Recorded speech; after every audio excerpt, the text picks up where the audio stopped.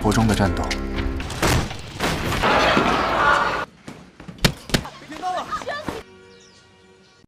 Welcome dear रॉकर्ड, स्वागत है आपका स्वीट कॉम्बैट सीरीज में। इसके पहले एपिसोड की शुरुआत में फेंग्यू नाम की एक लड़की को दिखाया जाता है जो राज्य की सबसे अच्छी महिला एमएमए फाइटर होती है। उसने अभी कुछ समय पहले ही ऑफिशियल मैचेस में हिस्सा लेना शुरू किया होता है, लेकिन उसके अभी तक बहुत से ना टूटे जाने वाले रिकॉर्ड रहे हैं।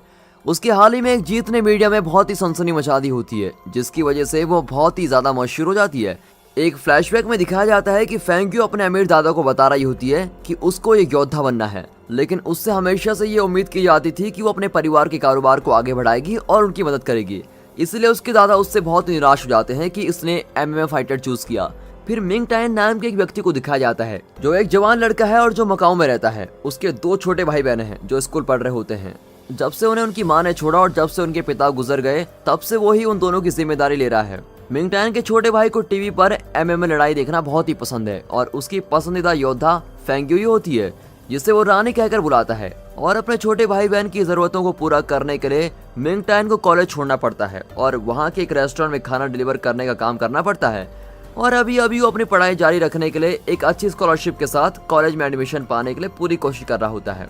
अब एक दिन काम पर उसे एक मार्शल आर्ट के अध्यापक को खाना डिलीवर करने का काम मिलता है और ये काम थोड़ा मुश्किल होता है क्योंकि जिस जगह खाना पहुंचाना होता है वो जगह उसके रेस्टोरेंट से 20 मिनट की दूरी पर होती है, लेकिन जिसको खाना चाहिए होता है वो 15 मिनट से कम समय में खाना चाहता है।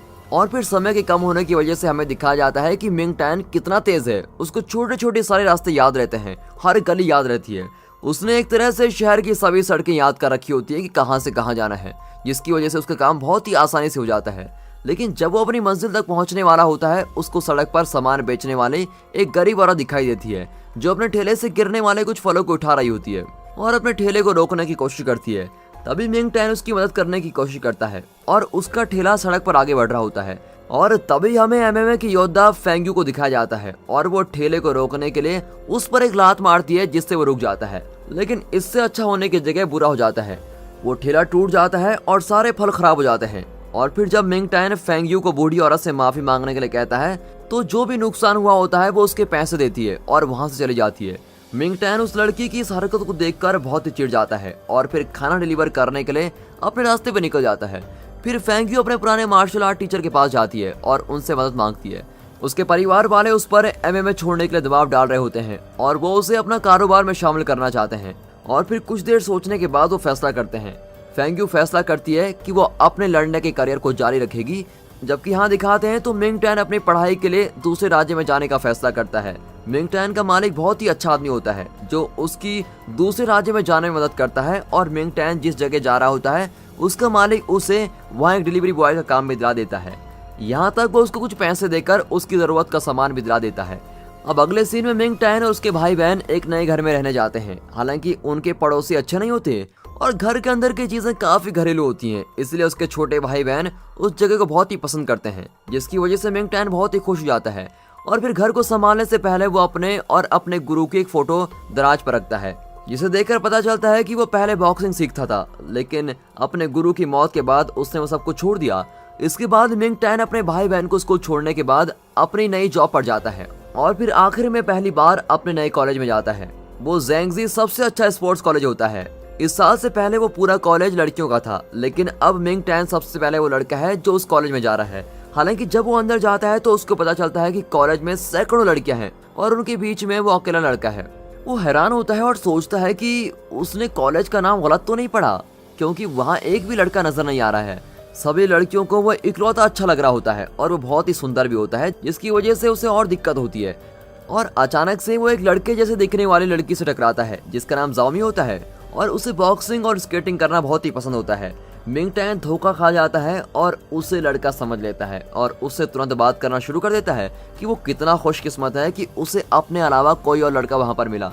लेकिन जाओमी उसकी बात को 2 मिनट में गलत कर देती है जब वो अपनी गुलाबी क्लिप निकालती है और अपने सर पर लगाती है।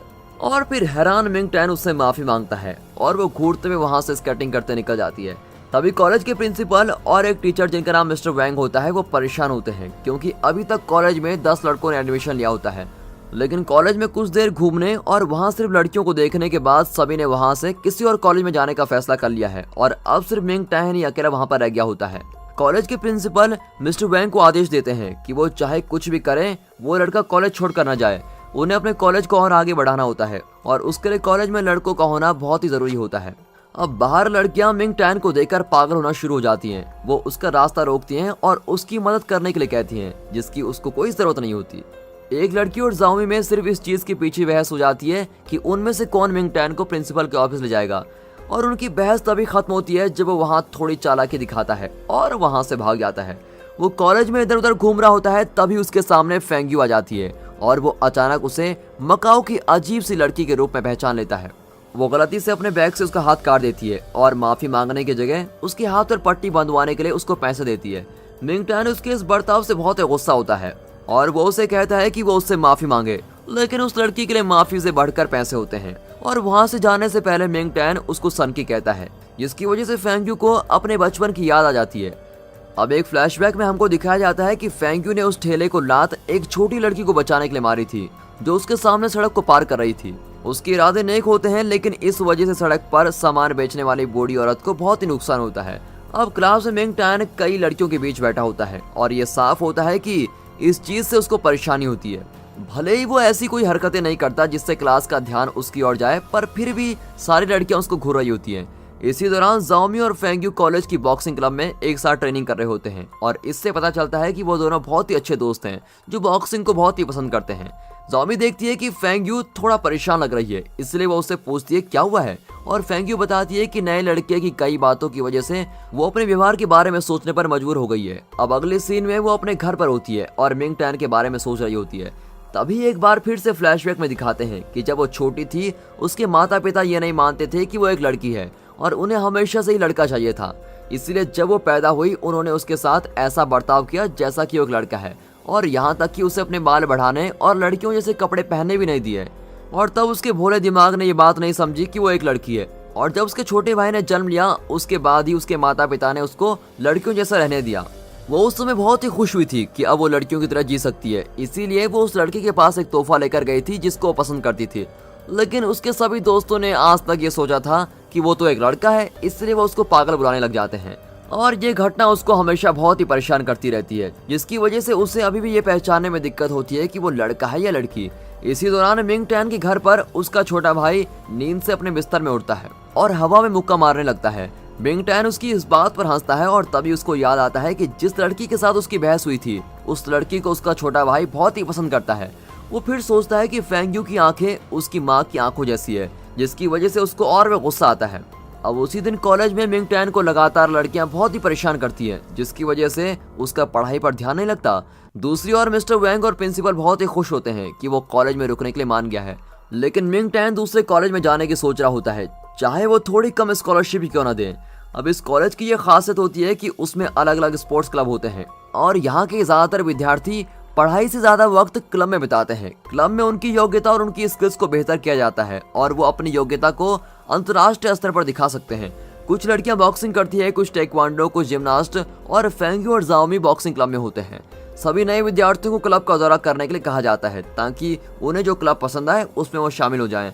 मिंग टैन बॉक्सिंग क्लब में जाता है और जाओमी और फेंग्यू को लड़ते हुए देखता है। वो फेंग्यू के लड़ने के तरीकों को देखकर बिल्कुल ही हैरान रह जाता है और उसके लड़ने का तरीका बिल्कुल उसके गुरु की तरह होता है। वो मान लेता है कि शायद उसने भी उसके गुरु से बॉक्सिंग सीखी होगी, लेकिन फिर वो इस बात को नहीं सोचता। लड़कियां मिंग टैन को उनके क्लब में शामिल करने के लिए जबरदस्ती करती है और एक दूसरे से लड़ने लग जाती हैं। अब उनसे छुटकारा पाने के लिए मिंग टैन उस क्लब में शामिल नहीं होता जो उसको पसंद होता है और वो स्विमिंग क्लब में शामिल हो जाता है जिसमें बहुत ही कम लोग होते हैं।